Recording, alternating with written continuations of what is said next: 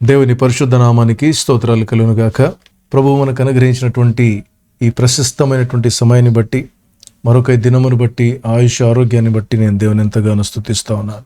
ఆన్లైన్లో ఈ విధంగా జూమ్లో నాతో పాటు జాయిన్ అయినటువంటి మీ అందరికి కూడా ప్రతి ఒక్కొక్కరిని పేరు పేరు వరుసన వందనాలు. దేవుడు మిమ్మల్ని కూడా బహుగా దీవించి ఆశీర్వదించునుగాక. దేవుని యొక్క వాక్యంలో నుండి ఒక వాక్య భాగాన్ని చదువుకొని మనము ప్రార్థనలోకి వెళ్దాం. ప్రియులారా, మనం ప్రతి దినము ఒక క్రోనాలజికల్ వేలో, ఒక క్రమమైన పద్ధతిలో మరి ఇర్మియా గ్రంథాన్ని ప్రారంభించాం. అద్భుత రీతిగా దేవుడు 2 అధ్యాయాలు మరి గత వారము రోజులుగా ధ్యానించే కృప ఇచ్చాడు. ఒక్కొక్క మాట, ఒక్కొక్క సందర్భము మనం చాలా క్షుణ్ణంగా ధ్యానించుకుంటూ వెళ్తా ఉన్నాం.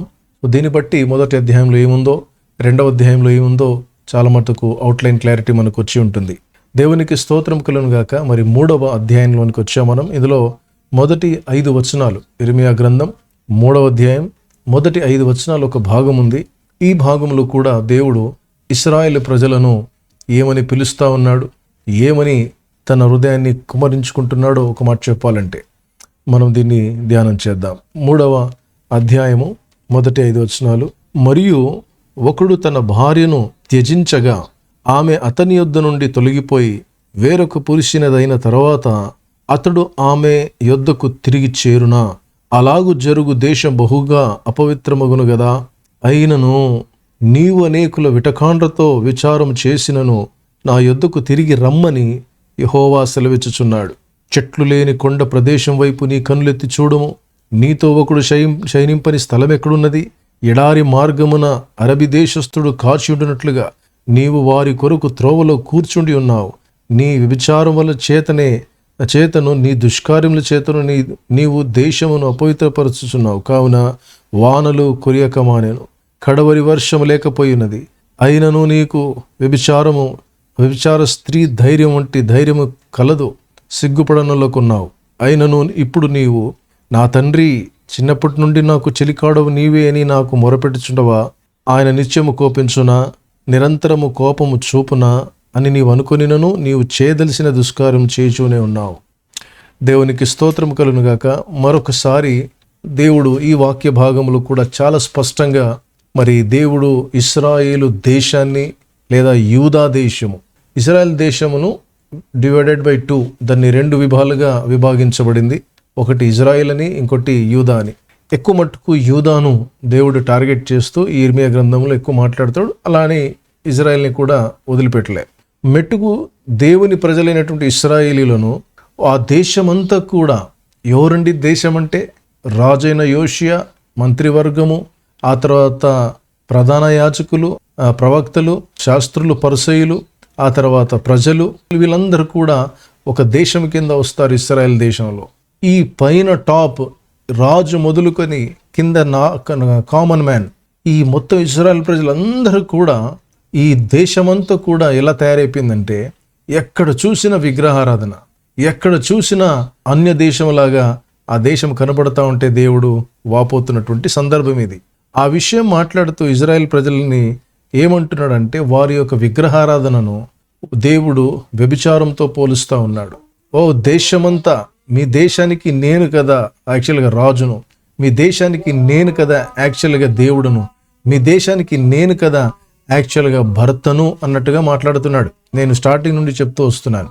2వ అధ్యాయం 2వ వచనం నుండి నేను దేవుని అర్థం చేసుకున్న విధానం ఏంటంటే, దేవుడు ఒక భార్యతో మాట్లాడుతున్నట్టుగా ప్రారంభించి మనం గమనిస్తూ వస్తున్నాం. ప్రియులారా, గమనించాలి, సృష్టికర్త అయినటువంటి దేవుడు దేశాన్ని ఉద్దేశిస్తూ మాట్లాడుతున్నటువంటి మాటలు ఇవి. ఇది మనం మనసులో ఎప్పటికీ పెట్టుకోవాలి, మర్చిపోకూడదు. ఈరోజు దేవుడు ఈ వాక్య భాగంలో చెప్తున్నటువంటి మాట ఏంటనంటే, మళ్ళీ అంటున్నాడు చూసారా మొదటి వచనంలో, మరియు ఒకడు తన భార్యను త్యజించగా ఆమె అతని నుండి తొలగిపోయి వేరొక పురుషునిదైన తర్వాత అతడు ఆమె వద్దకు తిరిగి చేరుతాడా? చూసారా ఎగ్జాంపుల్స్ ఎలా ఇస్తా ఉన్నాడు. ఇదే అనమాట. కనుక దేవునికి స్తోత్రం కలుగును గాక. ఇక్కడ దేవుడు అంటున్న మాట ఏంటంటే, ఒక్కసారి నా యొద్ద నుండి తొలగిపోయి నేను దేవుడు కాను అని ఆ రాయికి, రప్పకి, చెట్టుకి, మొద్దుకి దేవుళ్ళని చెప్పుకుంటూ మూఢనమ్మకాల్లో తిరుగుతున్నటువంటి మీ జీవితాల్లో నా యొద్ద నుండి తొలగిపోయిన తర్వాత మళ్ళీ నేనెందుకు మీ యొద్దకు వస్తాను అన్నట్టుగా దేవుడు ఇక్కడ ఇజ్రాయెల్ ప్రజలతో మాట్లాడుతూ ఒక చక్కని మాట అంటున్నాడు. ఏమనంటే, ఒకవేళ అట్లా తిరిగి చేరితే ఇంకా దేశం అపవిత్రం అయిపోతుంది కదా. అయినను నీవు అనేకులైన విటకాండ్రతో వ్యభిచారం చేసినను నా యొద్దకు తిరిగి రమ్మని యెహోవా సెలవిచ్చుచున్నాడు.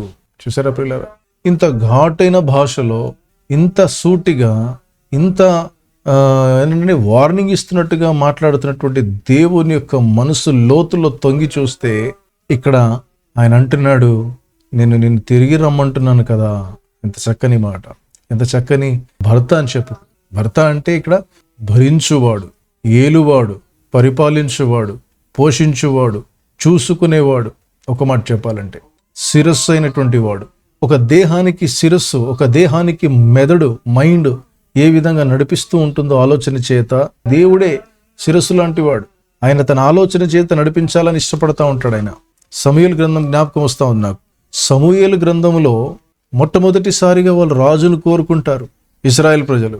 అప్పుడు సమూయేలు చాలా ఫీల్ అయిపోతాడు, దేవుని దగ్గరికి వెళ్తాడు. దేవా, ఏంటి ఈ ప్రజలు రాజును కోరుకుంటున్నారేంటి? నువ్వే కదా మా రాజువు, నా మాట వినట్లేదు ప్రభువా వీళ్ళు అని చెప్పి సమూయేలు దేవుడితో అంటే, దేవుడు అంటాడు, సమూయేలా, వారు నీ మాట కాదు నా మాటనే వినట్లేదు, వారు నిన్నే కాదు తృణీకరించింది, నన్నే తృణీకరించారు అని అంతగా దేవుడు వాపోతాడు అక్కడ కూడా. సరే, వారు కోరుకున్నట్టుగా రాజుగా నియమించమని చెప్పినప్పుడు మొట్టమొదటి రాజు సౌలు రాజు, ఇజ్రాయెల్ దేశానికి రాజు అయినటువంటి ఆ వ్యక్తి, అక్కడ నుండి ప్రారంభమవుతుంది రాజుల గ్రంథం. మొదటి గ్రంథం, రెండవ గ్రంథం, ఇవన్నీ కూడా గమనించుకుంటూ వెళ్తే ఎంతమంది రాజులైతే రాజ్యం ఏలారో ఇజ్రాయెల్ ప్రజల్లో, అందులో దేవునికి అనుకూలంగా దేవునికి వ్యతిరేకంగా ఏలినటువంటి వారు చాలామంది ఉన్నారు. అలాంటి రాజులలో ఈ యోషియా రాజు యిర్మీయా కాలంలో పూర్తిగా దేవునికి వ్యతిరేకంగా తన రాజ్య పరిపాలన చేస్తున్నప్పుడు దేవుడు తన ప్రవక్తలను ఏ విధంగా పంపిస్తున్నాడంటే, ఆ ప్రేమ మాటలు చూడండి. యెహోవా సెలవు, ఇక్కడ ఆజ్ఞాపించుచున్నాడు, హెచ్చరించుచున్నాడు అని మాట లేదు, సెలవిస్తా ఉన్నాడు. అంటే ఏంటి? ప్రేమతో పిలుస్తా ఉన్నాడు. నా యొద్దకు తిరిగి రమ్మని యెహోవా సెలవిచ్చుచున్నాడు. దేవనామానికి స్తోత్రాలు కనుగాక. అందుకే ఆరాధనలో ఆ పాట పాడుకున్నాం, మరలి రండి దైవజనమా, ప్రభుని పిలుపు ఇదే, తిరిగి రండి. కూలిపోయిన మన బ్రతుకులలో బలిపీఠములు కూలిపోయినాయి. మనము ఆ బలిపీఠాన్ని ఇక్కడ రంజిత్ తోఫీర్ గారు రాశారు ఈ పాట ఒక 30 సంవత్సరాల క్రితంగా. చాలా చక్కని మంచి బలమైన మాటలు రాస్తాడు ఇక్కడ. ఆకాశము బహుకాలం నుండి ఆకాశం వర్షం ఇవ్వట్లేదు. ఎంత నలిగిన దైవజనము ప్రార్థన దాహం పుట్టట్లేదు. సంఘమని మన జీవితాల్లో బలిపీఠం కూలిపోయింది. పశ్చాత్తాప్తులే గత కాలమును మరియు దేవుని వైపుకు మరలి మొదటి ప్రేమను రగిలించి దేవుని వాగ్దానం చేపట్టి మేలుకొనుడి మన దేవుని వేడగా పూనుకొనుడి బలిపీఠము కట్టగా. చాలా చక్కని మాట. బహుశా రంజిత్ తోఫీర్ గారు ఈ వాక్య భాగాన్ని ఆధారం చేసుకొని ఈ పాట రాశాడేమని ఇప్పుడు నాకు అర్థమవుతా ఉంది. దేవునామానికి స్తోత్రాలు కలుగును గాక. ప్రియులరా, ఎంత చక్కని దేవుడు, ఎంత చక్కని వాడు మన దేవుడు. ఇక్కడ నా యొద్దకు తిరిగి రమ్మని ఎవరితో సెలవిస్తున్నాడంట? ఒక ఎగ్జాంపుల్ తీసుకుంటా ఉన్నాడు. ఆ ఎగ్జాంపులే మళ్ళీ ఇక్కడ కూడా రాయబడింది 3వ అధ్యాయం 1వ వచనంలో. ఒకడు తన భార్యను విడిచిపెట్టిన తర్వాత, ఆమె వేరే ఒక పురుషుని యొద్దకు వెళ్ళిపోయిన తర్వాత, అంటే విడాకులు ఇచ్చి వేరే పురుషుని పెళ్లి చేసుకున్న తర్వాత పొరపాటున ఆమె జోలికి వెళ్తాడా? ఆమె దగ్గరికి తిరిగి చేరుకుంటాడా? నో, చేరుకోడు కదా. ఒకవేళ అలా చేస్తే ఆ దేశం ఇంకా అపవిత్రం అయిపోతుంది. అయినను నా యొద్దకు తిరిగి రమ్మని యెహోవా సెలవిచ్చుచున్నాడు. దేవునామానికి స్తోత్రాలు కలుగును గాక. సెలవు, హెచ్చరిక, ఆజ్ఞ. ఇందులో ఆజ్ఞ, హెచ్చరిక ఇది కోపంతో చేసేది. ఇక్కడ దేవుడు సెలవిస్తున్నాడు అంటే అక్కడ pleading, God is pleading there. అక్కడ బతిమలాడుకుంటున్నాడు ఆల్మోస్ట్గా. ఎంత మంచి దేవుడు అని చెప్పుకోవాలి ప్రియులారా, ఎంత మంచి భర్త అని చెప్పుకోవచ్చు. భరించువాడు, పోషించువాడు, ఏలువాడు, అన్ని బాగోగులు చూసుకునేవాడు మన దేవుడు. దేవునామానికి స్తోత్రాలు. నిన్ను సృష్టించిన వాడు నీకు భర్త అయి ఉన్నాడని యెషయా గ్రంథంలో ఒక మాట చూస్తాం. కనుక దేవునికి స్తోత్రములు. ఇంత గొప్ప దేవుడిని కలిగినటువంటి మన జీవితాల్లో ప్రియులారా, ఆయన పిలుపుకు లోబడి మనం ఆయన వైపు తిరిగితే దేవుడు మనల్ని ఏం చేస్తాడంటండి? 3వ వచనంలో అక్కడ వానలు కురియక మానెను, కడవరి వర్షం లేకపోయి ఉన్నది. చూసారా, ఇది శపించబడినటువంటి అనుభవము ఇశ్రాయేలు ప్రజలు అనుభవించారు. అక్కడ వానలు కురవట్లేదు, కడవరి వర్షం లేకపోయింది. కరువు కాలం వచ్చింది అని అర్థం. అంటే నిజమే కదండి.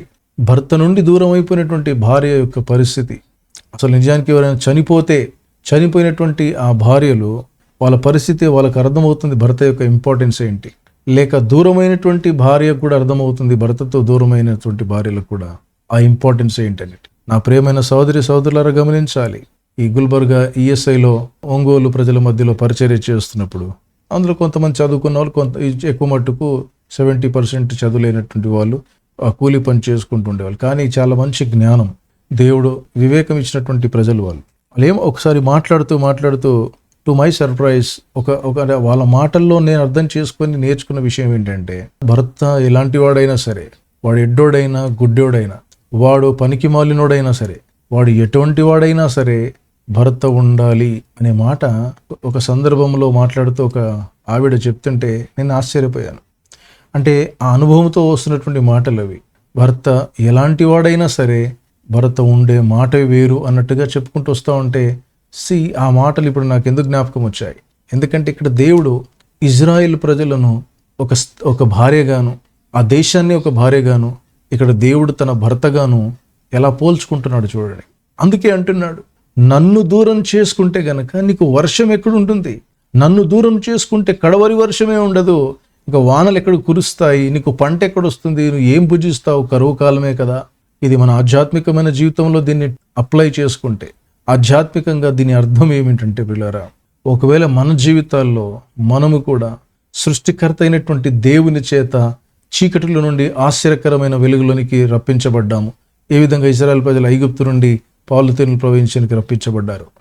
దేవుడు అద్భుత రీతిగా రక్షణ ఇచ్చినాడు. అంత మాత్రమే కాకుండా దేవుడు మనల్ని అంధకారం నుండి, చీకటి నుండి, పాపం నుండి, సైతాన్ నుండి దేవుడు మనల్ని వేరుపరిచాడు. దేవుడు మనల్ని తప్పించాడు. ఒక ప్రత్యేకమైనటువంటి జనాంగముగా దేవుడు మనల్ని తీర్చిదిద్దాడు. ఇలాంటి దేవుడిని కలిగి ఉన్న మన జీవితాల్లో సృష్టికర్త అయినటువంటి దేవుడు, ఒక మాట చెప్పాలంటే అన్నిటికంటే గొప్ప విషయం ఏంటంటే మన దేవుడు సజీవుడు. ఇది అండర్లైన్ చేసుకోండి పిల్లరా. ఈ వ్యత్యాసం ఏమిటి? అన్య విగ్రహాలకిను మూఢనమ్మకాలకును ప్రియులారా గమనించాలి. నువ్వు ఆరాధిస్తున్న యేసయ్య నీ దేవుడు. ఆయన ఎవరనుకుంటున్నావు నువ్వు? ఆయన ఏదో ఒక ఊహజనితమైనటువంటి వ్యక్తి కాదు. నువ్వేదో ఊహించుకోవడానికి ఉండొచ్చులే అని ఏదో ఊహించుకోవడానికి నో, ఊహల్లో కాదు నువ్వు నీ విశ్వాసాన్ని కట్టుకునేది. నిజమైనటువంటి దాని మీద నీ విశ్వాసాన్ని కట్టుకో. Don't build your spiritual life on just imagination, but build your spiritual life on the facts. The fact is lord Jesus Christ. యేసుక్రీస్తు ప్రభువే నిజమైనటువంటి వాడైన. దేవుని నామానికి స్తోత్రం కలుగును గాక. ఆ దేవుణ్ణి మనము నమ్ముకున్నామంటే వ్యత్యాసం ఏంటో తెలుసా? అన్నిటికంటే ఉన్న వ్యత్యాసం సింపుల్. ఒక మాట చెప్పాలంటే ఆయన జీవం గలవాడు. 115వ కీర్తన జ్ఞాపకం వస్తూ ఉంది. విగ్రహాలు ఎలాంటివో అక్కడ వర్ణించుకుంటూ వచ్చాడు. విగ్రహాలు వర్సెస్ సృష్టికర్త, విగ్రహాలు వర్సెస్ నిజమైన దేవుడికి డిఫరెన్స్ ఏంటి అని అంటే, విగ్రహాలు ఎలాంటివి 115వ కీర్తనలో చూడు, నీ విగ్రహములు వాటికి నోరుండి మాట్లాడవు, కన్ను నుండి చూడవు, చెవులుండి వినవు, చేతులుండి ముట్టుకొనవు, కాలుండి నడవవు. అంటే అది చూస్తుంది కానీ దాంట్లో ఏ జీవమే లేదు. అది ఏంటి? అది వ్యర్థంగా అలా నిలబడి ఉన్నటువంటి ఒక విగ్రహం, వస్తువు మాత్రమే అంటాడు. వాటిని చేయువారు వాటి వంటి వారే అంటాడు. అంటే దానిని తయారు చేసి ఆరాధించే వాళ్ళు కూడా జీవం ఉండదు అన్నట్టు అర్థం. అందుకే మృత్యోర్మా అమృతంగమయ అని ప్రార్థన చేశారు. మృత్యోర్మా అమృతంగమయ అంటే మేము మృతులము, మాకు జీవాన్ని ప్రసాదించమని ప్రార్థన ఈ రోజు వరకు కూడా చేస్తున్నారు విచారం. అలాంటి ప్రజలలో దేవుడు చీకటిలో నుండి ఆశ్చర్యకరమైన తన వెలుగులోనికి నడిపించాడు. దేవునామానికి స్తోత్ర. ఇది మామూలు విషయం కాదు. విగ్రహాలు వర్సెస్ యేసు ప్రభు. తేడా ఏంటో తెలుసా? విగ్రహాల్లో జీవం లేదు, యేసు ప్రభులో జీవం ఉంది. యేసు ప్రభు ఆయన సజీవుడు.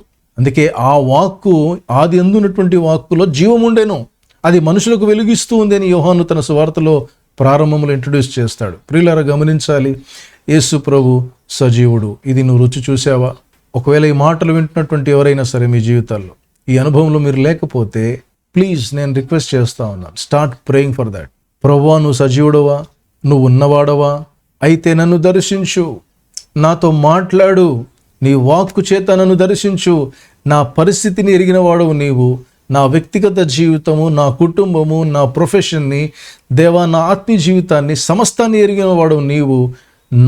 నాకున్నటువంటి ఈ పరిస్థితికి తగ్గట్టుగా నాతో మాట్లాడు ప్రభా నీ వాక్యం చేత అని మీరు అట్లీస్ట్ పర్సనల్గా కొంత సమయం తీసుకొని దేవునితో ఆ విధంగా ప్రార్థన చేసుకొని మీరు వాక్యం చదివితే తప్పకుండా దేవుని యొక్క స్వరాన్ని మీరు వింటారు ప్రియులారా. ఈ అనుభవంలోనికి రండి, మీరు తెలుసుకుంటారు ఏంటనంటే యేసు ప్రభు సజీవుడైనటువంటి దేవుడు. ఈ రోజున నా జీవితంలో కూడా 1995 సంవత్సరమున నేను డిసెంబర్ 29వ తేదీన మిట్ట మధ్యాహ్నము 2 గంటల ప్రాంతంలో నా దేవుడు సజీవుడని తను నిరూపించుకున్నాడు. యవన కాలములో నేను దేవుని వైపు తిరిగినప్పుడు నా పరిస్థితికి తగినట్టుగా నాతో మాట్లాడి నన్ను బలపరిచి నన్ను ధైర్యపరిచి ఒక్క క్షణంలోనే నాకున్నటువంటి పాపపు జీవితం నుండి అశాంతి, అసమాధానము, హోప్లెస్ లైఫ్ వాటన్నిటినీ కూడా ఒక్క క్షణంలోనే ఆయన తన మాట చేత దర్శించి నా జీవితాన్ని మార్చేశాడు. ఆ క్షణం మొదలుకొని ఈ క్షణం వరకు కూడా నేను దాదాపు 30 సంవత్సరాలు నేను ప్రభుని వెంబడించగలుగుతున్నాను. ఇంతవరకు నేను ఎలా రాగలిగినానంటే ఒకటే ఒక కారణం, నా దేవుడు సజీవుడు. ఆ రుచి దేవుడు నాకు అనుగ్రహించాడు. దేవుని నామానికి స్తోత్రాలు. యోబు కూడా అదే అంటాడు, ఓ యోబు ఇంత శ్రమలు అనుభవిస్తున్నావు ఎలాగయ్యా నువ్వు అని స్నేహితులు తనతో మాట్లాడుతూ అడిగిన ప్రశ్నకి ఆయన ఇచ్చినటువంటి సమాధానం ఏంటి? 19వ అధ్యాయంలో, నా దేవుడు నా విమోచకుడు సజీవుడు. నా శరీరము ఒకవేళ ఇంత అనారోగ్యంతో పాడైపోయినా కూడా, చీకిపోయినను కుళ్ళిపోయినను, నేను మరలా నా దేవుణ్ణి చూస్తాను, నా కన్నులారా నేను దేవుని చూస్తాను, నా మట్టుకు నేనే దేవుని చూస్తాను, నా విమోచకుడు సజీవుడు అన్నాడు. అంత ధైర్యం ఎప్పుడు వస్తుంది అంటే ప్రియులారా గమనించాలి, ఆ రుచి చూసినప్పుడే. కనుక ఈ రోజున జీవము గల దేవుడు ఆయన వైపే తిరుగుదాం. మూఢనమ్మకాలని తీసివేయండి, ఆ విగ్రహారాధన తీసివేయండి, తాయితులు కట్టుకోవడం మానేయండి, అక్కడ ఇక్కడ వెళ్ళడం మానేయండి. మూఢనమ్మకాల నుండి, ఈ లోకంలో ఉన్న మనుషులు ఇచ్చే సలహాల నుండి దయచేసి we must turn to God. మనం దేవుని వైపు తిరగాలి.